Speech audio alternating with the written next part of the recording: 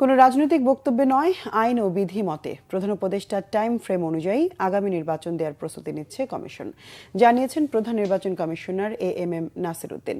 এদিকে কাল থেকে বাড়ি বাড়ি গিয়ে শুরু হচ্ছে ভোটার তালিকা হালনাগাদের কাজ।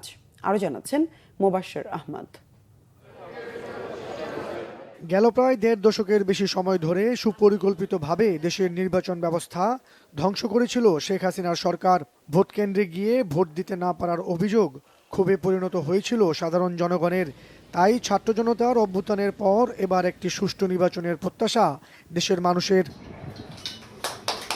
সেই লক্ষ্যে আসন্ন নির্বাচনে ভোটার তালিকা হালনাগাদ সহজীকরণ করতে রবিবার সকালে আগারগাঁয়ে প্রধান নির্বাচন কমিশনারের কাছে নির্বাচনী সরঞ্জাম সামগ্রী হস্তান্তর করে ইউএনডিপি।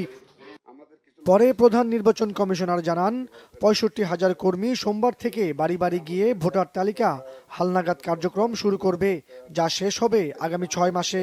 ৬৫,০০০ লোক কাজ করবে বিভিন্ন লেভেলে।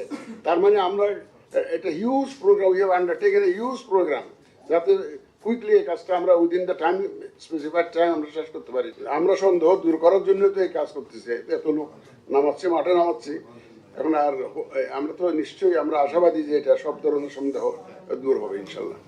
এ সময় সিইসি জানান, কোনো রাজনৈতিক বক্তব্যে নয়, আইন ও বিধিমতে নতুন কমিশন একটি সুষ্ঠু ও গ্রহণযোগ্য নির্বাচনের দিকেই এগোচ্ছে।